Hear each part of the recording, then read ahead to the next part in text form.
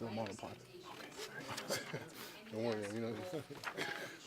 So without further ado, I'm going to ask that if you have commentary or questions, that nothing go beyond 2 minutes, because you can see the numbers here involved, but to please feel free to come forward to the mics. And if you want to address it to a specific person, by all means. Otherwise, I may ask somebody to respond on your behalf.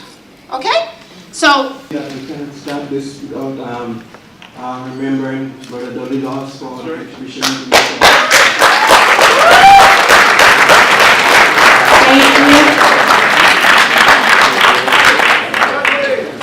And secondly, I'm pleased to know that this step is taking place, that we're moving forward to the next phase.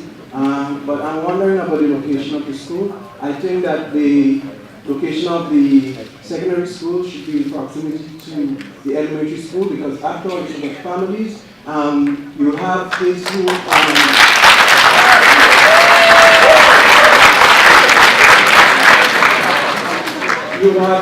would have younger siblings, and you want to keep them together so that it's, right now, as I know it, families are having a great burden having the kids going to their present Afrocentric school, and I think it will help if you have that school so that the kids are now elder kids can help their help the parents to accompany the siblings to school. And secondly, you build on the success of this school, because that school is successful. We don't need to start another school. And I've heard the superintendent say that we have a waiting list. So I don't see why we can't have a standalone school, because I think we have the numbers for it.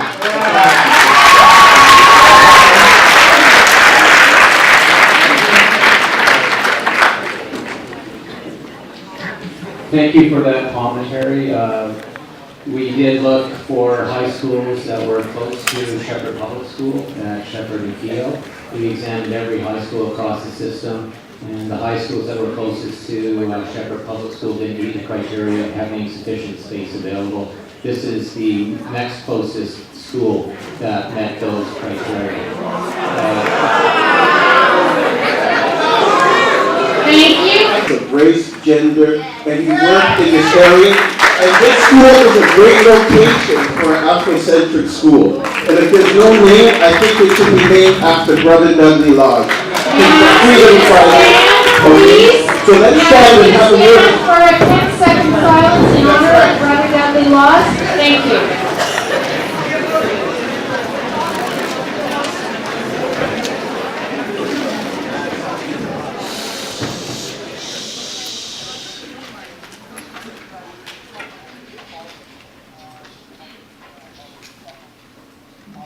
Thank you. Over to the right. Thank you, Madam Chair. To remember and to point out, and I had the benefit of appreciating some of the nuances of this school as I was a part of the staff at Oakwood for a period of time, is that it's important to respect the wonderful traditions and the history that this school has had for decades.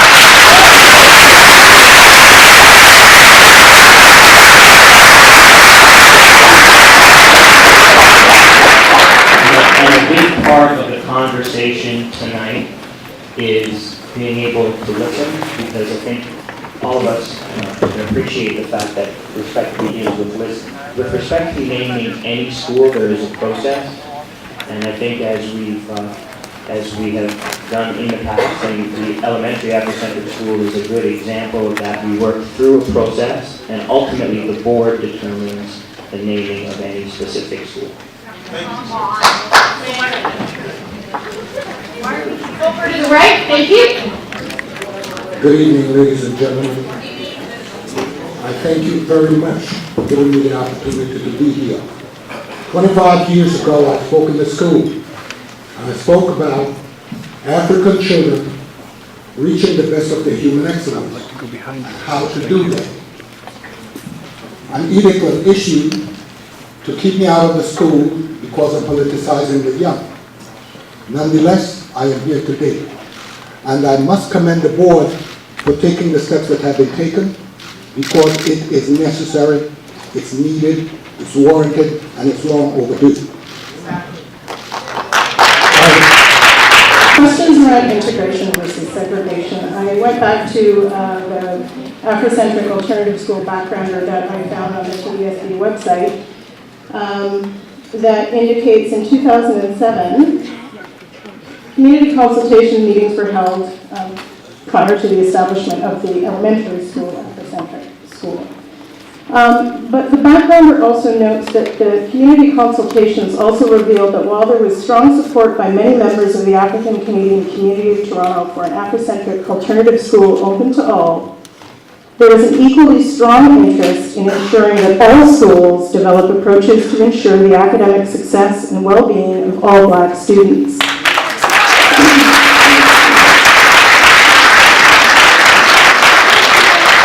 So personally, as a member of this community, an integrated approach is very important to me. I think that this is an iconic community of multicultural diversity.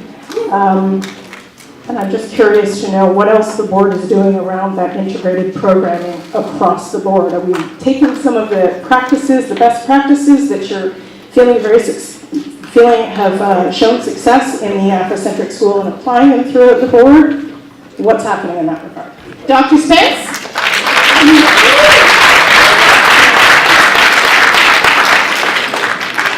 Well, I can tell you one of the things that we considered as part of this discussion is creating another school to support our Afrocentric students. One of the things that we didn't want to do is let the rest of the system off the hook. Because in our board, the Toronto District School Board, we have approximately 30,000 Black students. And they're not going to all be in one school. So we have to make sure that everything that we do penetrates every school and every classroom straight across the district. And I can tell you that I'm very, very encouraged by the work that's happening in our school, in our district, around every school being an effective school. The work around differentiating instruction, all the work that we're doing to find innovative and creative ways to engage our students. Because we still honestly believe that the big issue facing us isn't necessarily underachievement, it's disengagement. So how do we continue to find ways to engage all students? Program, and I'm in it personally, and it goes on well. Why can't we just add other courses in instead of separating us and having another, it's kind of confusing. A school within a school, they're sharing our resources, they're sharing our stuff, we're sharing teachers. Why can't we just have programs instead of make another school and make this whole thing more complicated and divide us?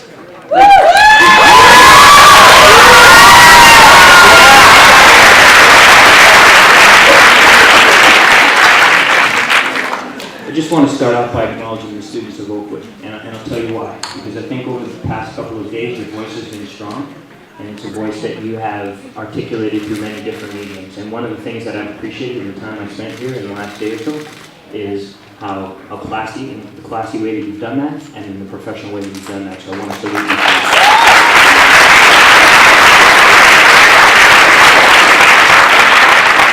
So this is one of the hardest questions that we faced, right? Because I want to tell you something. You want to talk about tradition. Down the Holland in 130 is where the first African civilizations course was taught in the province of Ontario. Yeah. And it was created by John Scott, and Julius Williams. And those guys were pioneers, and we respect that. But here's what I want to tell you. We have an achievement gap in this school district which is disturbing. And 40% of our Black students are dropping out of school. And we are trying our very best. I'm just going to ask you please to let us answer the question. And that's a reality. And one of the things that we have to acknowledge is that we've been doing things in a specific way for a period of time. And we have to acknowledge that if we keep doing the same things, we're going to keep getting the same results. And I don't think anyone in this room or anyone at this table is saying that establishing an Afrocentric secondary school is going to be the ultimate answer for every student in the district. This is not a panacea. This is one other way of trying to do something innovative, something new, something creative, to at least try and change some of the results that haven't changed for decades. I'm the assistant curriculum leader of science here at Oakwood.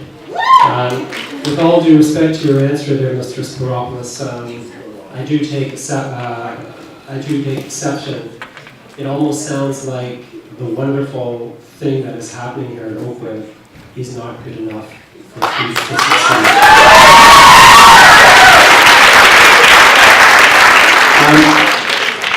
We've had a lot of quite heated discussion and so on, and I'm really happy to see that a lot of people are here tonight, that finally you are in our school. And I hope that by the end of the evening, you have a flavor, and you already got some just moments ago from Tyler, who happens to be one of my students as well. You got a flavor for the social intelligence and quality of our students. We are city kids with a worldly view.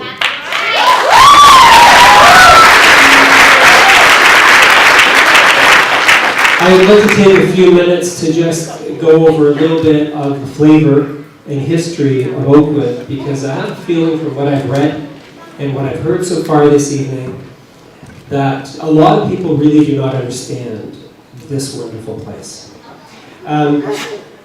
Oakwood is a truly remarkable school. For years, hundreds of professionals and thousands of students have worked hard to make this a model of social integration and social harmony. It is this school that is one of only 2 schools in the entire province affiliated with UNESCO and has celebrated its multicultural richness for decades. That was a tradition from John Calabro and Camille Natali, may she rest in peace. And most recently, David Au and Lauren Nienhuis and Jeff Jones and myself, who are still on staff.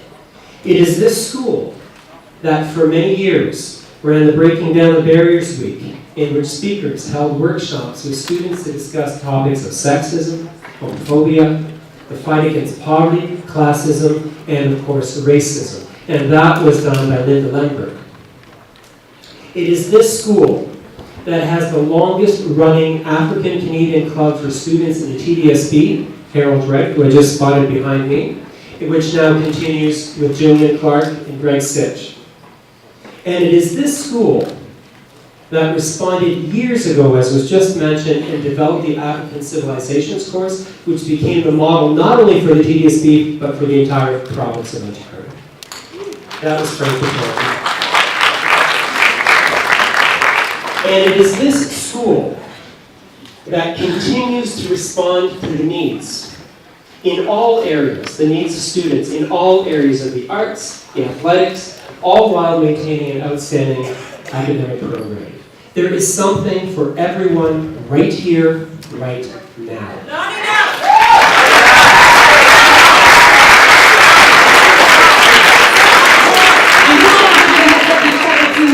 That's fine, and I'm going to take my time because others have gone over.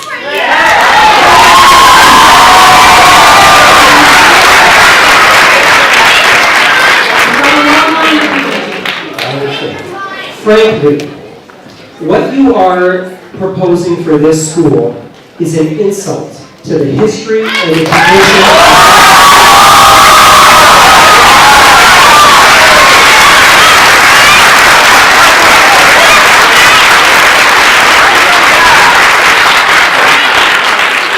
And it is an insult to the efforts of countless people to create an environment that is welcoming, inclusive, and enriching. In fact, if you were to choose a school, this is the worst one. And here's why. Here's why.